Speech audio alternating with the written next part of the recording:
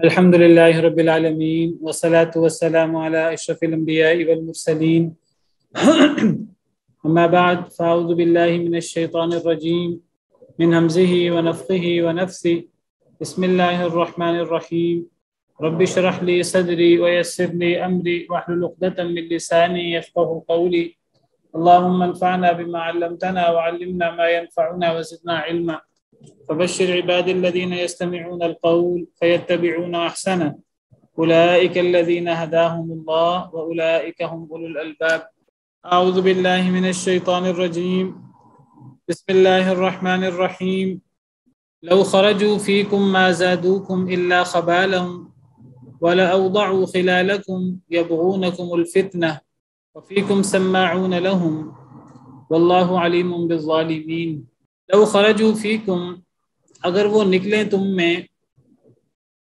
تمہارے ساتھ اگر وہ بھی نکلتے ما زادوکم الا خبالا نہ وہ زیادہ کرتے تمہیں مگر ہلاکت میں ولا اوضعوا خلالکم اور البتہ وہ دوڑتے ہیں تمہارے درمیان کوشش کرتے ہیں تمہارے درمیان کس چیز کی کوشش کرتے ہیں فتنہ فساد ڈالنے کی کوشش کرتے ہیں الٹی سیدھی حرکتیں کرنے کی کوشش کرتے ہیں اور تمہیں نقصان پہنچانے کی کوشش کرتے ہیں آگے وضاحت ہو رہی ہے مزید یبغونکم الفتنہ وہ چاہتے ہیں تمہارے بارے میں فتنہ تمہیں فتنے میں مبتلا کرنا چاہتے ہیں تو اللہ تعالیٰ یہاں تسلی دے رہے ہیں مسلمانوں کو کہ منافق اگر تمہارے ساتھ نہیں نکلے پہلے تو اللہ نے فرما دیا کہ ان کو اتنی جلدی اجازت نہیں دینی چاہیے تھی پوری تحقیق کرنی چاہیے تھی لیکن اللہ نے فرمایا کہ اللہ نے معاف کر دی ہے یہ بات نبی صلی اللہ علیہ وسلم کو اور اللہ فرما رہے ہیں کہ ان کا نہ نکلنا ہی بہتر ہے اللہ نے ہی نہیں چاہا کہ یہ نکلیں اللہ نے ہی ان کے اٹھنے کو ناپسند کیا اللہ نے ہی انہیں روک دیا تو یہ بیٹھ رہنے والوں کے ساتھ ہی یہ مدینہ میں بیٹھنے والوں کے ساتھ ہو گئے عورتوں کے ساتھ معذور لوگوں کے ساتھ یہ بھی انہی میں ان کا شمار بھی انہی میں ہی ہے اور اگر یہ نکلتے تم میں تو یہ تمہیں ہلاکت میں اضافہ کرتے کوئی فائدہ نہ دیتے اور یہ تمہارے درمیان خلالکم تمہارے درمیان یہ کوشش کرتے ہیں تمہارے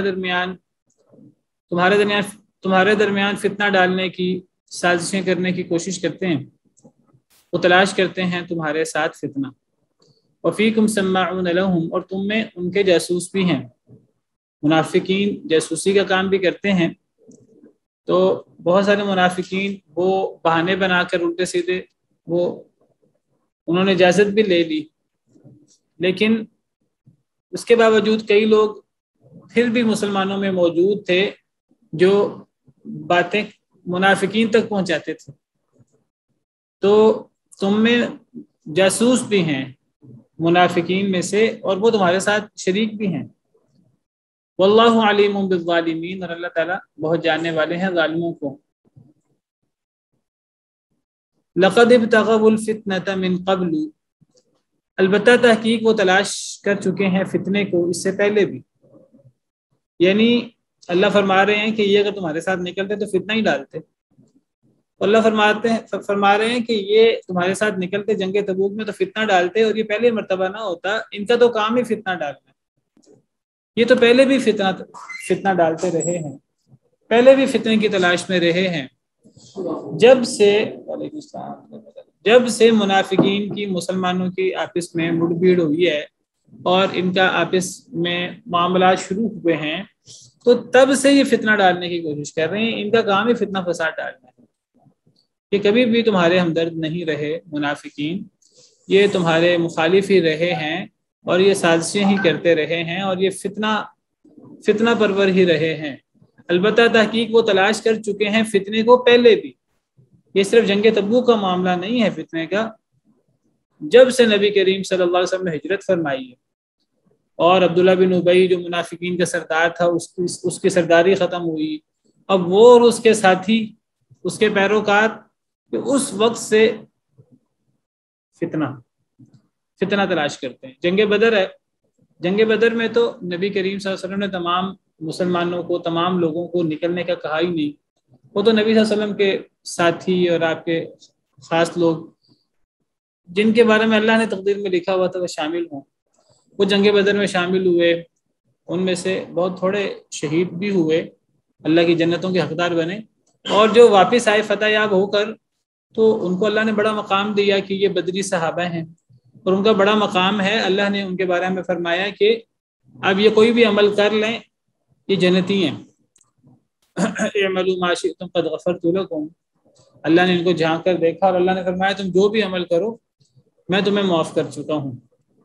تو جب جنگ بدر ہوئی، جنگ بدر میں منافقین شریک نہیں تھے، وہ مدینہ میں ہی تھے، لیکن جب مسلمان واپس آئے فتح یاب ہو کر، جو شہید تھے ان کے بارے میں بشارتیں، اور جو پھر غازی بن کے واپس لوٹے، مال غنیمت لے کر واپس لوٹے، اور پھر ان کی تعریفیں اور پھر قرآن و سنت میں ان کا اچھا تذکرہ، تو یہ بات منافقین کو بڑی ناگوار گزری تھی۔ منافقین نے تب سے حسد شروع کر دیا، تب سے باتیں بنانا شروع کر دی، تب سے سازشیں شروع کر دی۔ جنگ احد میں وہ انہی حسد اور اسی کینہ وغیرہ کی وجہ سے وہ باقاعدہ شریک ہی نہیں ہوئے۔ آپ کو پتہ ہے جنگ احد میں یہ بہانہ بنا کر کے جی ہماری رائے نہیں مانی گئی، ہم تو چاہتے تھے مدینہ منورہ رہ کر لڑائی کی جائے، تو اب نبی صلی اللہ علیہ وسلم نے جوشیلے نوجوانوں کو دیکھ کر کہ وہ باہر نکلنے کا کہہ رہے ہیں تو آپ نے باہر نکلنے کا فیصلہ کر لیا، اگرچہ آپ کی خود رائے مدینہ منورہ کے اندر رہ کر لڑنے کی تھی۔ تو اب نبی صلی اللہ علیہ وسلم نے فرمایا ہم باہر نکل کر لڑیں گے، تو اب منافقین کو بہانہ مل گیا۔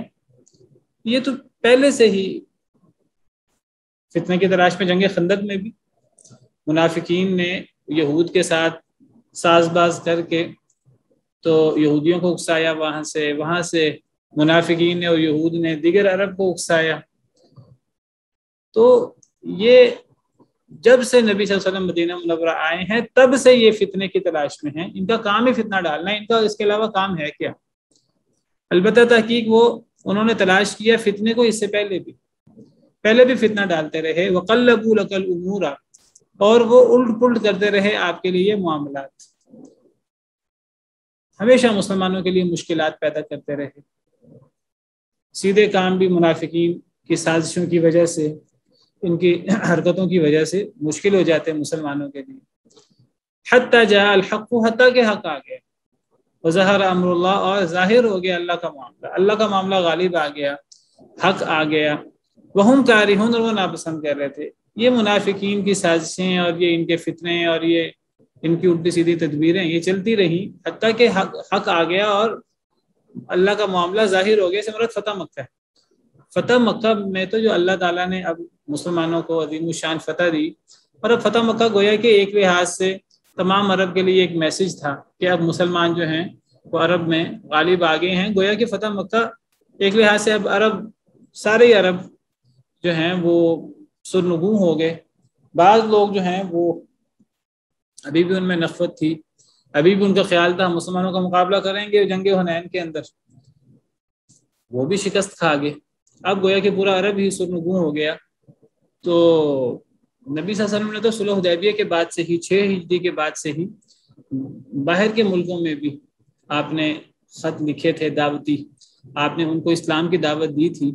تو اب جو باہر کے جو لوگ تھے، اب ان کو اب مسلمانوں سے خطرہ پیدا ہو گیا،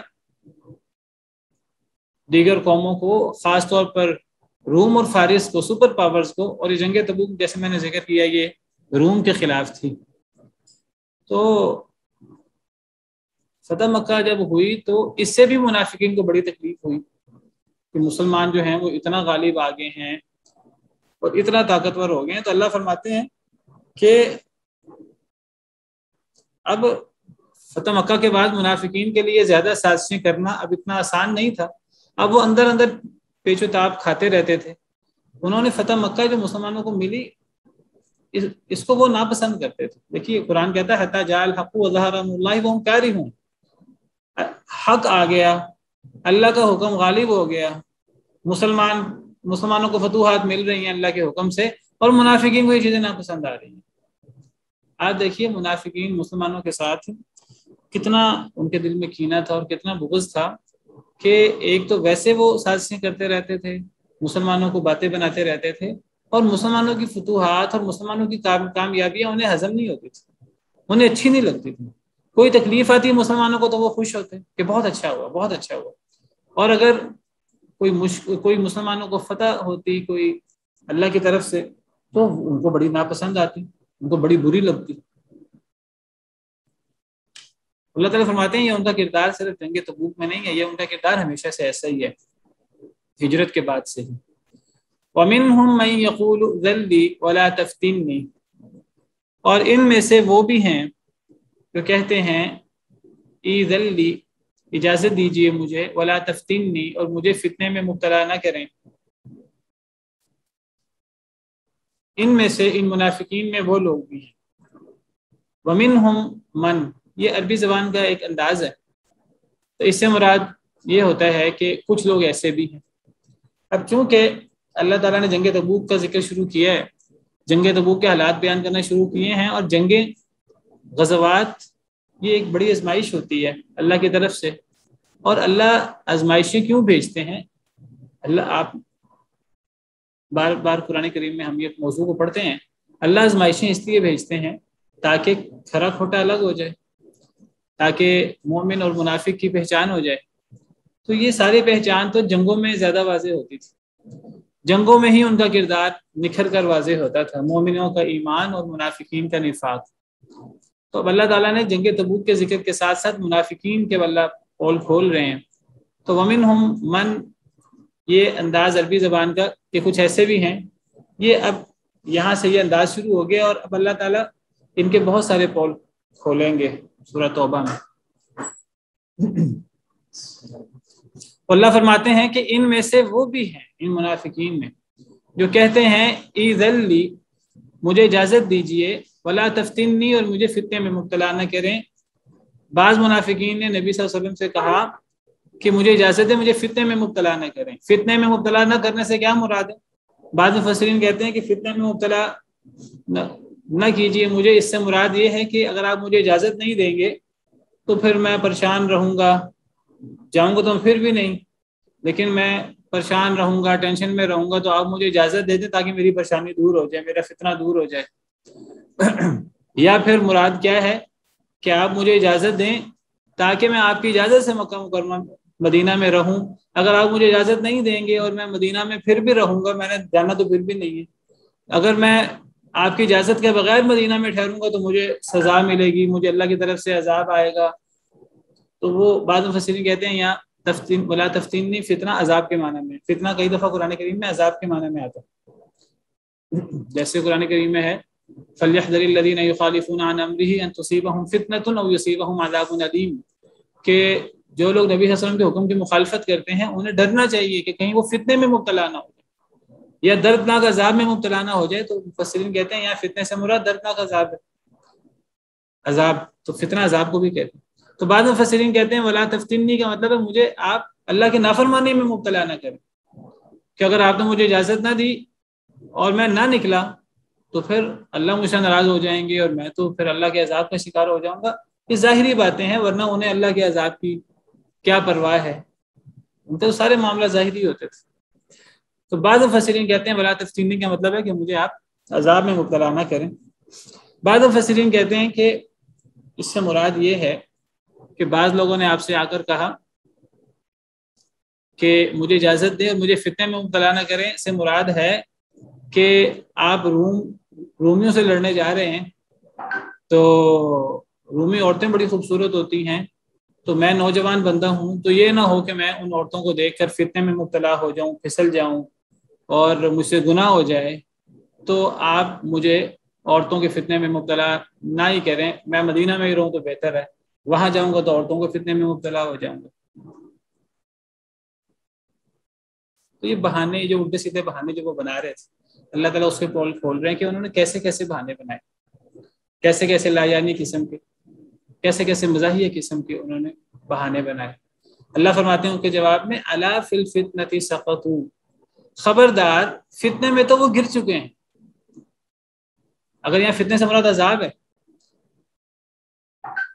تو اگر پہلی تفسیر مراد لیں کہ مجھے عذاب میں مبتلا نہ کرے، آپ مجھے اجازت دے دیں، آپ مجھے اجازت نہیں دیں گے تو کہیں اللہ کا مجھ پہ عذاب نہ ہو جائے، کیا اللہ کو نہیں پتا کہ یہ بہانہ بنا رہے ہیں؟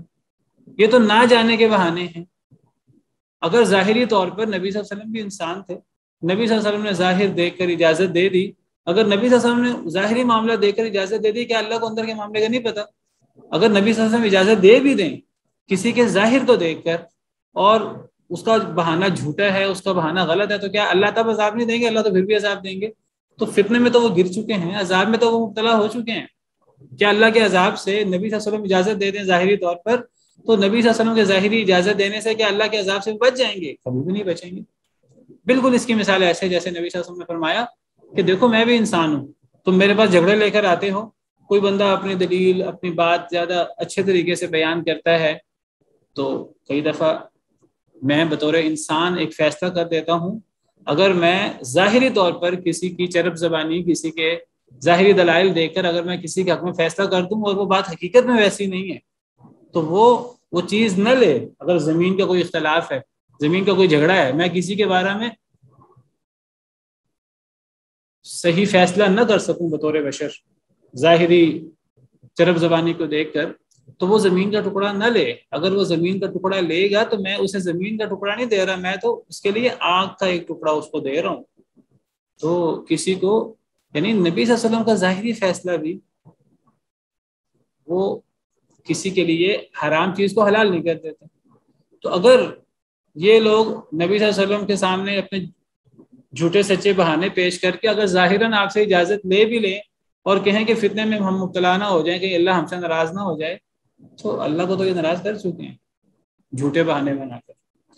اور اگر دوسری تفسیر لیں کہ مجھے فتنے میں مبتلا نہ کریں، کہ میں عورتوں کے فتنے میں مبتلا نہ ہو جاؤں، تو بھئی یہ جو تم نے بہانہ بنایا ہے، تم اس سے بڑے فتنے کا شکار ہو گئے ہو، اللہ اور اللہ کے رسول کی نافرمانی کر کے، جہاد سے اعراض کر کے تم بڑے فتنے کا شکار ہو چکے ہو۔ یہ ایسی بات ہے جیسے کہ کچھ لوگ جو بڑے بڑے گناہ کریں گے لیکن چھوٹی چھوٹی باتیں پوچھنا شروع کر دیں گے، چھوٹے چھوٹے سوال پوچھنا شروع کر دیں گے کہ جی وہ کبھی مکھی مر جاتی ہے، کبھی ہمارے پاؤں کے نیچے آ کر چونٹی مر جاتی ہے، وہاں سے وہ سود کھاتے ہیں اور وہاں سے اللہ اور اللہ کے رسول کی نافرمانی کرتے ہیں، اور بس چھوٹی چھوٹی باتوں کے بارے میں بڑے یقین ہو جاتے ہیں۔ کسی عراقی شخص نے سیدنا ابن عمر سے سوال کر لیا مچھر کے بارے میں کہ کبھی احرام کی حالت میں مچھر مر جائے، اللہ تعالیٰ نے جانور کو شکار کرنے سے منع کیا، تو حالت احرام میں مچھر مر جائے تو اس سے احرام ٹوٹتا تو نہیں ہے؟ تو وہ کہنے لگے کہ نبی صلی اللہ علیہ وسلم کے نواسے کو تو تم نے شہید کر دیا ہے، اور تم کیسے سوال کر رہے ہو؟ تو جس فتنے سے تم بچنے کی بات کر رہے ہو، فتنے میں تو وہ گر ہی چکے ہیں، بڑے فتنے میں مبتلا ہو چکے ہیں اللہ رسول کی نافرمانی کر کے، جہاد سے اعراض کر کے۔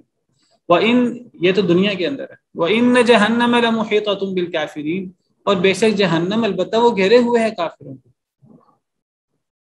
دنیا کے اندر تو اللہ کا عذاب آئے گا ہی آئے گا، اللہ کی طرف سے مشکلات، سزا ان کے اس نافرمانی کی وہ ملے گی، اور آخرت تو پھر آخرت میں جہنم ہے جو ہمیشہ ہمیش کے لیے کافروں کو، یہ منافقین کافروں کی ایک قسم ہے، تو کافروں کو آخرت میں جہنم نے گھیری لینا ہے ہمیشہ ہمیش کے لیے۔ ان تصبک حسنۃ تسؤہم، ان کا کردار کیا ہے منافقین کا؟ اگر پہنچے آپ کو حسنۃ اچھائی، تسؤہم انہیں بری لگتی ہے، وہ آپ کی مخالفت میں، مسلمانوں کی مخالفت میں، مسلمانوں کے بارے میں انہیں اتنا کینہ ہے، وہ اتنا آگے بڑھ چکے ہیں کہ صرف وہ ظاہراً مسلمانوں کی مخالفت نہیں کرتے، صرف وہ اپنے آپ کو نہیں بچانا چاہتے۔ ایک تو وہ اپنے آپ کو بچانا چاہتے ہیں کہ ہم جہاد میں ہمیں شریک نہ ہونا پڑے، ایک تو اپنے آپ کو بچانا چاہتے ہیں، اگر وہ اپنے آپ کو بچا کے لے پیچھے بھی بیٹھے رہیں، پیچھے بیٹھ کر بھی انہیں مسلمانوں کی کو فتح ملے، انہیں وہ ہضم نہیں ہوتی۔ اگر آپ کو کوئی اچھائی ملے تو انہیں بری لگتی ہے۔ وَإِن تُصِبْكَ مُصِيبَةٌ، اور اگر پہنچے آپ کو مصیبت، دیکھیے مسلمان چاہے وہ اللہ کے نبی ہوں، چاہے وہ دیگر مسلمان ہوں، تو اچھی تقدیر بھی ہوتی ہے، بری تقدیر بھی ہوتی ہے، نعمتیں بھی ملتی ہیں دنیا کے اندر، آزمائشیں بھی ملتی ہیں، دنیا تو امتحان کا گھر ہے نا، دارالابتلاء ہے، دارالامتحان ہے۔ دنیا تو چاہے نبی کیوں نہ ہو، چاہے مومنین ہی کیوں نہ ہو، دنیا تو کسی کے لیے بھی جنت نہیں بنتی، دنیا تو آزمائشیں دنیا میں ہیں۔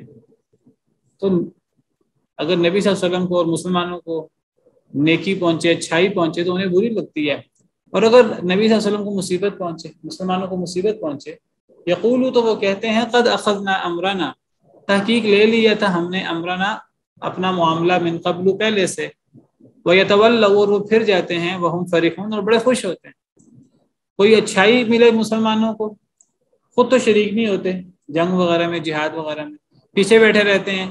کوئی اچھائی ملے، یہاں اچھائی اور برائی سے مراد اگر سیاق و سباق دیکھیں تو فتح یا شکست یا نقصان ہے، جنگ میں فتح ہو جائے، خود پیچھے بیٹھے رہتے ہیں، فتح ہو جائے مسلمانوں کو تو انہیں بری لگتی ہے، بڑی تکلیف ہوتی ہے۔ اور اگر مسلمانوں کو مصیبت پہنچے کہتے ہیں دیکھو دیکھو ہم کتنے عقل مند تھے، ہم تو اسی لیے شریک نہیں ہوئے، ہم نے تو پہلے ہی اپنا معاملہ لے لیا تھا، ہمیں تو پہلے ہی پتا تھا کہ نقصان ہوگا، لہذا ہم شریک ہی نہیں ہوئے تھے۔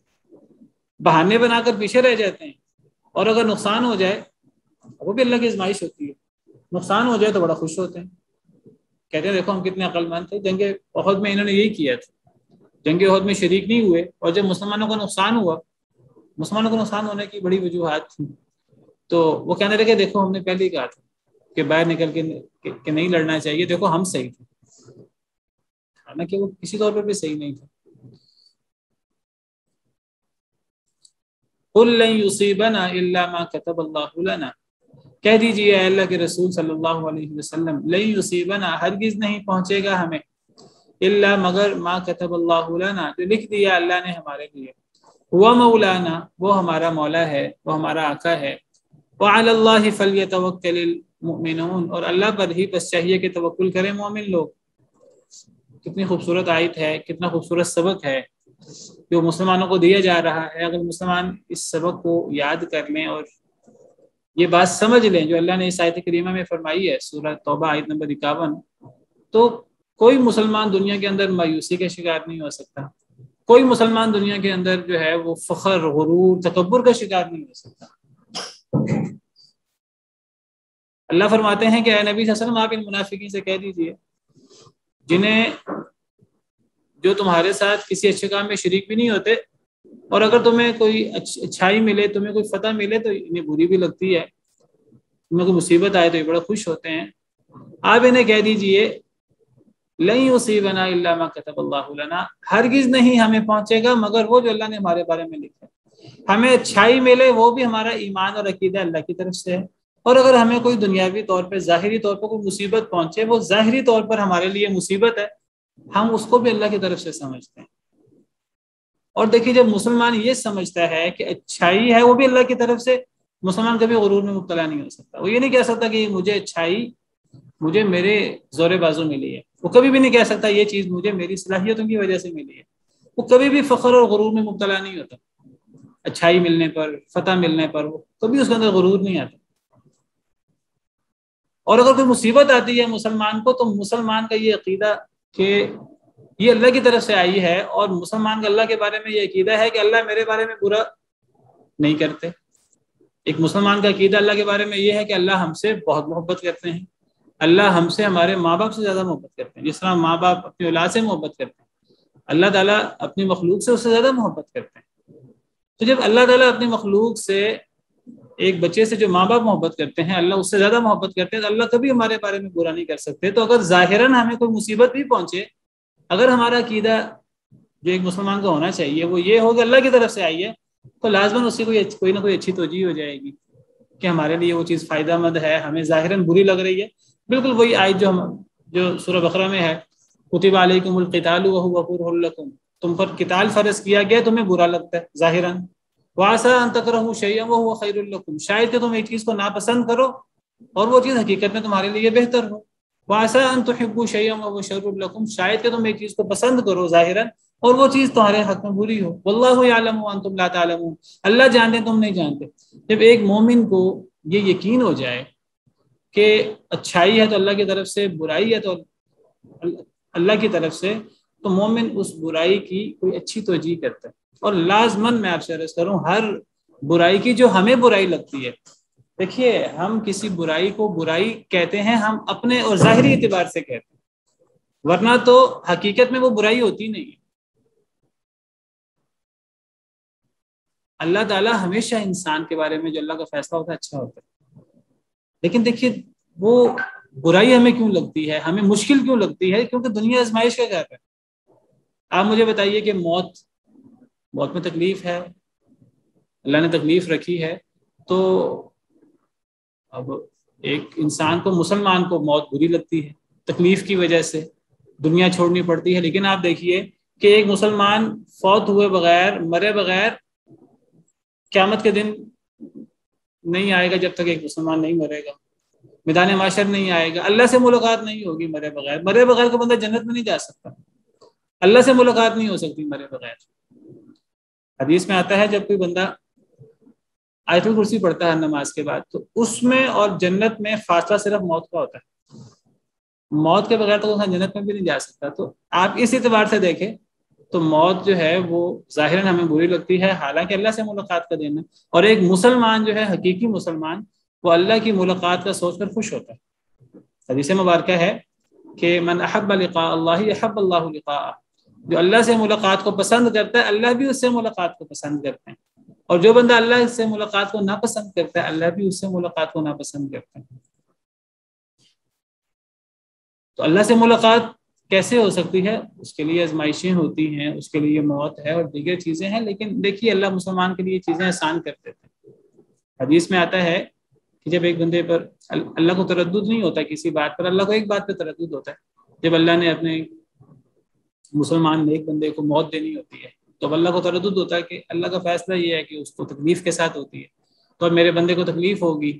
تو اللہ پھر کیا کرتے ہیں کہ تکلیف تو بندے کو ہوتی ہے, لیکن اللہ تعالیٰ اس کے سامنے جنت اور جنت کی نعمتیں کر دیتے ہیں. فرشتے سلام کرتے ہیں, فرشتے اللہ کے وعدے پہنچاتے ہیں, تو وہ پھر تکلیف آسان ہو جاتی ہے. ایمان ہو, کل میں نے آپ کو نبی صلی اللہ علیہ وسلم کی دعا ذکر کی تھی, ایمان اور یقین ہو تو مشکلیں آسان ہو جاتی ہیں. اور اگر مشکل کے وقت اللہ تعالیٰ جنت سامنے کر دیں اور اللہ کے وعدے فرشتے یاد دلائیں ہمیں, تو مشکل کہاں سے مشکل رہے گی, مشکل آسان بن جائے گی.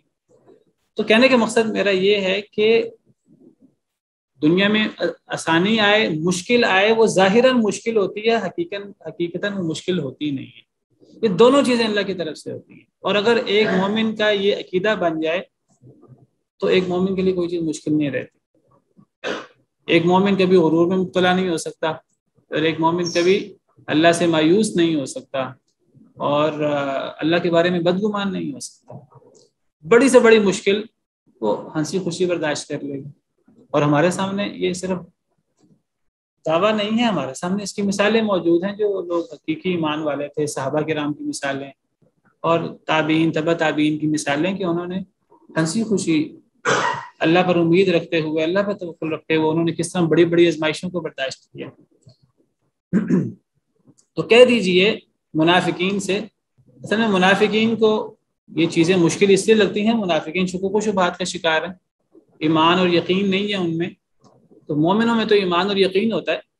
تو منافقین سے کہہ دیجئے ہمارا اللہ پر اتنا یقین ہے, اتنا ایمان ہے کہ ہمیں کوئی مصیبت نہیں آتی مگر جو اللہ نے ہمارے بارے میں لکھ دی ہے.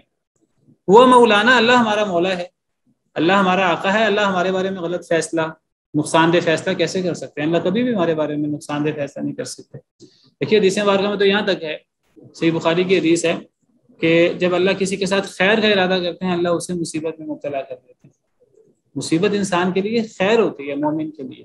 من یرید اللہ بہ خیرا یصب منہ, اللہ جس سے خیر کا ارادہ کرتے ہیں اللہ اسے مصیبت میں مبتلا کرتے ہیں. تو یہ تقدیر پر ایمان اور اللہ پہ توکل کی اس آیت کریمہ میں بات کی گئی ہے. اور جس طرح ہمارا اللہ پر اور اللہ کے فرشتوں پر, اللہ کے رسولوں پر, اللہ کی کتابوں پر, آخرت پر ایمان ہے, اس طرح ایمان کا ایک رکن تقدیر پر ایمان بھی ہے. اور تقدیر پر ایمان لائے بغیر کوئی بندہ مسلمان نہیں ہو سکتا, مومن نہیں ہو سکتا. اور تقدیر پر ایمان کا یہ حصہ ہے کہ تقدیر ظاہراً ہمیں وہ اچھی لگے بری لگے, ہم دونوں پر ایمان لائیں اور ہم سمجھیں کہ اللہ کی طرف سے ہے. والقدر خیرہ و شرہ, انسان تقدیر پر ایمان لائے, ہمیں ظاہراً اچھی تقدیر لگے یا بری لگے. تقدیر میں نے بتایا بری نہیں ہوتی, وہ ہمیں بری لگتی ہے ظاہراً, ورنہ ہمارے حق میں وہ اچھا فیصلہ ہوتا ہے, بہتر فیصلہ ہوتا ہے ہمیشہ. اور یہ ہمارے ایمان کا حصہ ہے. اور جب کسی کا اس بات پر ایمان ہوتا ہے کہ یہ مجھے یہ چیز اچھی لگ رہی ہے اللہ کی طرف سے، جیسے میں نے ذکر کیا، وہ غرور میں مبتلا نہیں ہوتا، تکبر میں مبتلا نہیں ہوتا. اور اگر ظاہراً کوئی مشکل اور تکلیف دہ چیز انسان کو آئے اور انسان کا تقدیر پر ایمان ہو تو کبھی مایوسی کا شکار نہیں ہوتا، اللہ سے بدگمانی کا شکار نہیں ہوتا. وہ سمجھتا ہے کہ یہ اللہ نے زمین و آسمان کی تخلیق سے بھی 50,000 سال پہلے یہ اللہ نے لوح محفوظ میں میرے حق میں لکھ دی تھی، یہ مجھے مل کر ہی رہنی تھی، یہ ہو کر ہی رہنا تھا. تو انسان خندہ پیشانی سے اس کو برداشت کرتا ہے. اور جب صبر کے ساتھ، خندہ پیشانی کے ساتھ انسان برداشت کرتا ہے تو وہ مشکل انسان کے لیے رحمت بن جاتی ہے. جیسے میں نے آپ کے سامنے حدیث مبارکہ بیان کی، اللہ جسے خیر کا ارادہ کرتے ہیں اللہ اسے مصیبت میں مبتلا کر دیتے ہیں. مصیبت کیسے کسی کے لیے خیر بنتی ہے کہ جب وہ مومن پھر اللہ پہ توکل کرتے ہوئے اور اللہ کی تقدیر پر ایمان رکھتے ہوئے اسے خندہ پیشانی سے برداشت کرتا ہے تو اس کو اتنا اس کا اجر ملتا ہے، اتنا ثواب ملتا ہے کہ انسان کے وہم و گمان میں بھی نہیں ہوتا. نبی صلی اللہ علیہ وسلم نے فرمایا کہ عجب لامر المؤمن، مومن کا معاملہ بڑا عجیب ہے. ان امرہ کلہ خیر، اس کا ہر معاملہ خیر ہے. اگر اس کو کوئی نعمت ملے اللہ کی طرف سے تو وہ شکر کرتا ہے اور یہ اس کے لیے بہتر ہوتا ہے. اور اگر اس سے کوئی مصیبت آئے تو وہ صبر کرتا ہے اسی تقدیر پر ایمان کی وجہ سے، اور یہ صبر کرنا اس کے لیے بہتر ہوتا ہے. اور فرمایا ولیس ذلک الا للمؤمن، یہ چیز صرف مومن کو حاصل ہوتی ہے. ایک منافق اور ایک کافر اس ایمان سے محروم ہوتا ہے. اور جو بندہ تقدیر پر ایمان سے محروم ہو تو نہ خوشی میں وہ صحیح رویہ اختیار کرتا ہے، نہ غمی میں وہ صحیح رویہ اختیار کرتا ہے. خوشی میں وہ تکبر میں مبتلا ہو جاتا ہے، میں نے اپنی صلاحیتوں سے خوشی حاصل کی جیسے قارون کہتا تھا. اور غمی میں وہ مایوس ہو جاتا ہے، وہ ایسی حسرت میں مبتلا ہو جاتا ہے کہ وہ حسرت کبھی انسان کے دل سے نکل نہیں سکتی. اور مومن کبھی حسرت میں مبتلا نہیں ہوتا، مومن کبھی تکبر میں مبتلا نہیں ہوتا، وہ ہر حال میں خوش رہتا ہے. جس مبارکہ میں آتا ہے کہ اللہ نے بعض دفعہ مومنین کو درجہ دینا ہوتا ہے، ایک مقام دینا ہوتا ہے، لیکن مومن اس مقام تک اپنے عمل کے ذریعے نہیں پہنچ پا رہا ہوتا، تو اللہ مصیبت میں مبتلا کر کے اسے مصیبت میں مبتلا کرتے ہیں، وہ صبر کرتا ہے تو اس سے اللہ اس مقام پر پہنچا دیتا ہے.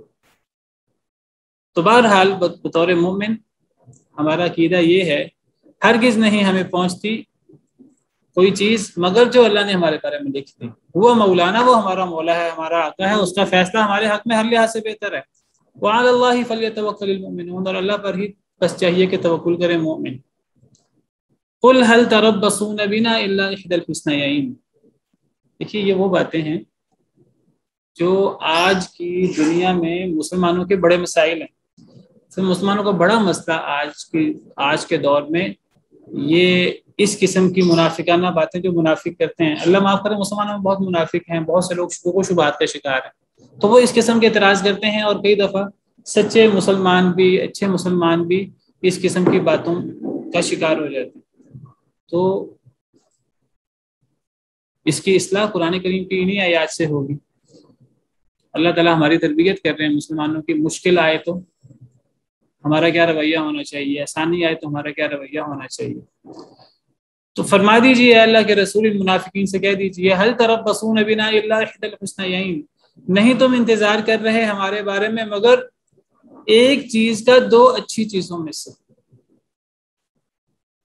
وَنَحْنُ نَتَرَبَّصُ بِكُمْ، اور ہم انتظار کر رہے ہیں تمہارے بارے میں أَن يُصِيبَكُمُ اللَّهُ بِعَذَابٍ مِّنْ عِنْدِهِ، کہ مصیبت پہنچائے تمہیں اللہ تعالیٰ عذاب پہنچائے تمہیں اللہ تعالیٰ من عندہ اپنے پاس سے، او بِأَيْدِينَا یا ہمارے ہاتھوں سے.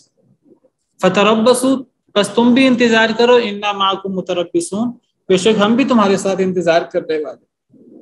اللہ تعالیٰ فرما رہے ہیں کہ اے نبی صلی اللہ علیہ وسلم، آپ ان منافقین سے کہہ دیجئے تم ہمارے بارے میں دو چیزوں میں سے ایک چیز کا انتظار کر رہے اور وہ دونوں چیزیں ہمارے حق میں بہتر ہیں. پیچھے ہم نے پڑھا وہ کیا انتظار کرتے ہیں منافق کہتے ہیں کہ مسلمان یہ جنگ میں جا رہے ہیں، جہاد میں جا رہے ہیں، دو ہی باتیں ہو سکتی ہیں، یا تو فتح ہوگی، تو فتح مسلمانوں کے لیے اچھی ہوتی ہے، مسلمان خوش ہوتے ہیں، اللہ کا شکر ادا کرتے ہیں، اور یا پھر نقصان ہوتا ہے. جب مسلمانوں کو نقصان ہوتا ہے جنگ میں، یہ جہاد کی بات ہو رہی ہے، جنگ کی بات ہو رہی ہے، جب نقصان ہوتا ہے مسلمانوں کو، نقصان کا کیا مطلب ہے؟ شہادت ملتی ہے، تو شہادت بھی مسلمان کے لیے بہتر ہے۔ مسلمان کے لیے شہادت کوئی ناکامی نہیں ہے۔ وہ جو بندہ وہ ایک صحابی جب ان کو شہید کیا جا رہا تھا اور تکلیف دے دے کر، حضرت خبیب جب ان کو تکلیف دے دے کر شہید کیا جا رہا تھا، تو انہوں نے کیا نعرہ لگایا؟ فزت ورب الکعبہ، کہ رب کعبہ کی قسم میں کامیاب ہوں۔ اس سے بڑی کامیابی کیا ہے کہ کسی کو اللہ کے راہ میں کوئی بندہ اپنی جان بھی قربان کر دے۔ تو تم سمجھتے ہو کہ یہ ہمارے لیے مصیبت ہے اور ہمارے لیے شکست ہے اور ہمارے لیے نقصان ہے، یہ تو ہمارے لیے بڑی کامیابی، ہمارے لیے اچھی چیز ہے۔ اور اگر ہمیں ویسے فتح مل جائے، ہم ویسے کامیاب ہو جائیں، ہم غازی بن کے واپس لوٹیں، تو تم دو میں سے ایک چیز کا انتظار کرتے ہو، اور دونوں چیزیں تمہاری نظر میں ایک چیز اچھی ہے ایک چیز بری ہے، ہماری نظر میں دونوں چیزیں اچھی ہیں، دونوں چیزیں ہمیں اللہ سے قریب کرتی ہیں۔ اچھا، اب جب تم ہمارے بارے میں اچھائی یا برائی، فتح یا نقصان کا انتظار کرتے ہو اور ہمارے نزدیک دونوں چیزیں اچھی ہیں، تو اب سنو پھر جواباً ہم بھی تمہارے بارے میں دو چیزوں کا انتظار کرتے ہیں، اور وہ دونوں چیزیں بری ہیں تمہارے حق میں۔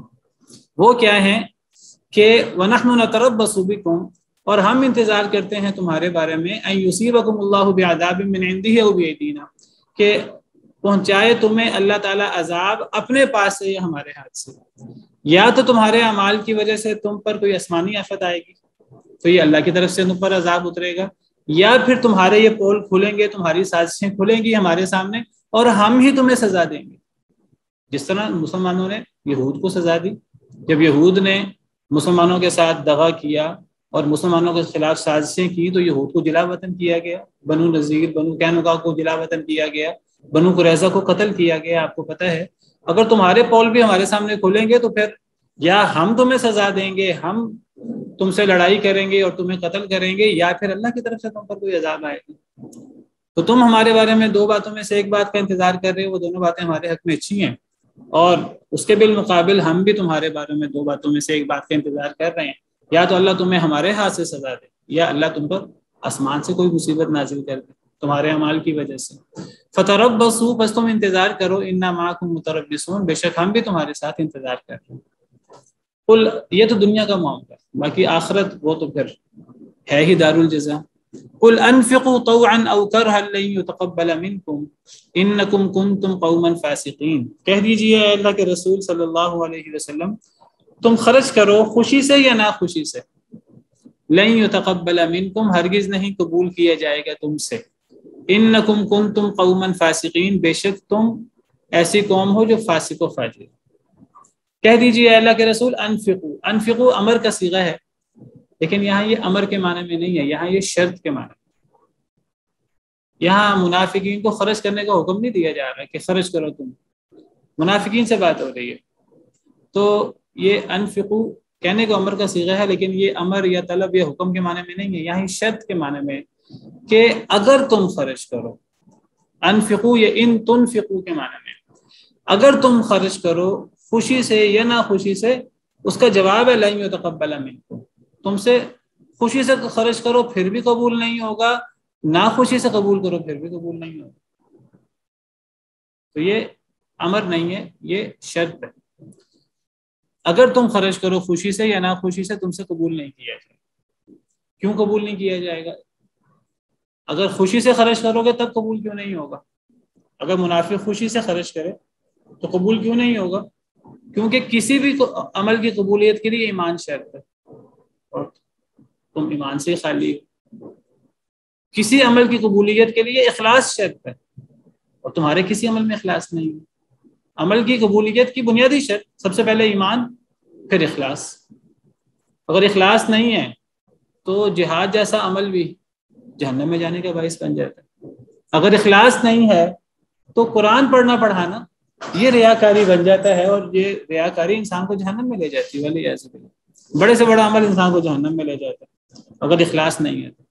اگر نبی صلی اللہ علیہ وسلم کی اطاعت نہیں ہے، عمل قابل قبول نہیں ہوتا۔ تو تم خوشی سے خرچ کرو پھر بھی قبول نہیں ہوگا، اور اگر ناخوشی سے خرچ کرو پھر بھی قبول نہیں ہوگا۔ ناخوشی سے خرچ کرنا وہ تو ویسے ہی قبول نہیں ہوتا۔ اگر باقی ساری شرائط پوری بھی ہو جائیں، ایمان، اخلاص، نبی صلی اللہ علیہ وسلم کی اتباع، اگر ایک بندہ ناخوشی سے کوئی چیز خرچ کر رہا ہے تو ناخوشی سے دی گئی زکوٰۃ قبول نہیں ہوتی، ناخوشی سے دیا گیا صدقہ قبول نہیں ہوتا۔ بعض لوگ نیک کام نہ خوشی سے کرتے ہیں کہ جی اگر میں یہ نہیں کروں گا تو لوگ باتیں بنائیں گے، لوگ مجھے یہ کہیں گے، لوگ مجھے وہ کہیں گے۔ یاد رکھیے اگر باقی شرائط قبولیت کی کسی عمل میں پوری بھی ہو جائیں، ایک بندہ ایک نیک کام کو نہ خوشی سے کر رہا ہے تو نہ خوشی کی وجہ سے وہ عمل قبول نہیں ہوتا۔ عمل وہ قبول ہوتا ہے جو اللہ کی رضا کے لیے، اللہ کو راضی کرنے کے لیے دل کی خوشی کے ساتھ کیا ہے۔ جیسے آگے آ رہا ہے، خرچ کرو خوشی سے یا نہ خوشی سے، تم سے قبول نہیں ہوگا۔ انکم کنتم قوما فاسقین، بے شک تم ہو ایسی قوم کہ فاسق و فاجر ہے۔ فاسق و فاجر اس کو کہتے ہیں جو اللہ کی اطاعت سے نکل جائے، جو اللہ کی بات نہ مانے۔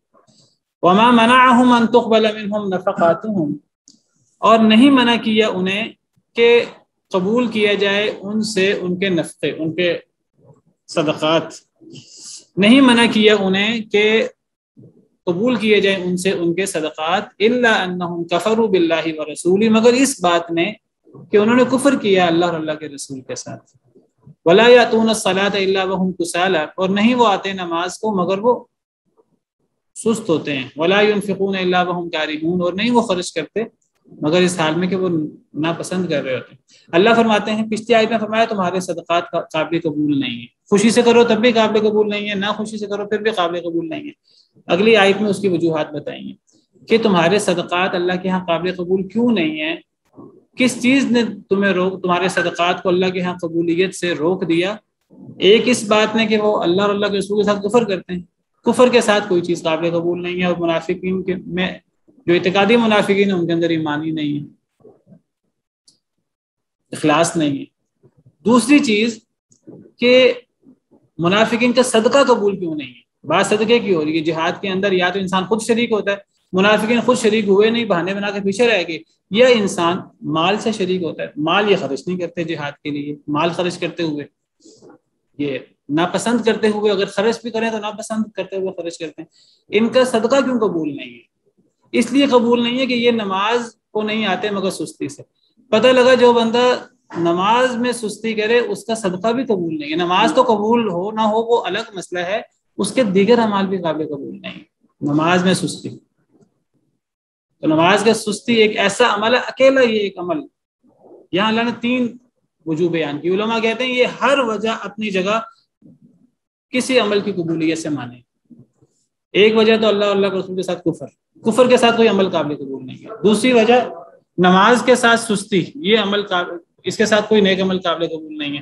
اور تیسری چیز ولا ينفقون الا وهم كارهون، نہیں وہ خرچ کرتے مگر وہ ناپسند کرتے ہیں۔ تو ناپسندیدگی سے خرچ کرنا، اس سے کوئی عمل قابل قبول نہیں ہوتا۔ تو یہ تینوں وجہ اکیلی اپنی جگہ پر نیک اعمال کو اللہ کے ہاں قبول ہونے سے روک دیتی ہیں، اور جب تینوں جمع ہو جائیں، منافقین میں تو تینوں جمع ہیں۔ سبحان ربک رب العزت عما یصفون وسلام علی المرسلین۔